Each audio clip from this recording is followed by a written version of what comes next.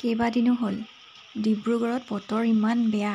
আজি আকৌ ৰাতিপুৱাৰ পৰা কিনকিনীয়া বৰষুণ এৰিব কওঁতে এতিয়া সন্ধিয়াই হ'ল, বৰষুণ নেৰিলে, গোটেই দিনটো কিনকিনীয়া বৰষুণ।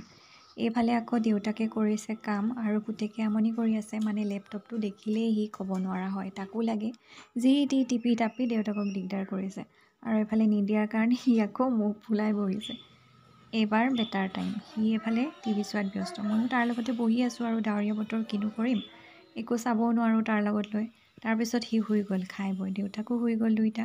এতিয়া ভাবিছোঁ ময়ো এঘুমুটি মাৰিয়েই লওঁ, ডাৱৰীয়া বতৰটো বিশেষ কামো নাথাকে, কাপোৰ কানি ধুবলৈও খুব কমেই ওলায়, ধুমেই যেনিবা, মেলিমনো ক'ত, সেইকাৰণে ধোৱাও নহয়। তাৰপিছত বায়ে বনাইছে পকৰি, মানে এনেকুৱা বতৰত কিবা এটা চটপটা খাবলৈ মন যায় ন, সেইকাৰণে বায়ে বনাইছে জ্বলা পকৰি আৰু এখেতে আনিলে শুই উঠি মেলি কচৰি আৰু চিঙৰা। এতিয়া চাহকাপ ধুনীয়াকৈ খাই লওঁ, আজিলৈ বাই বাই।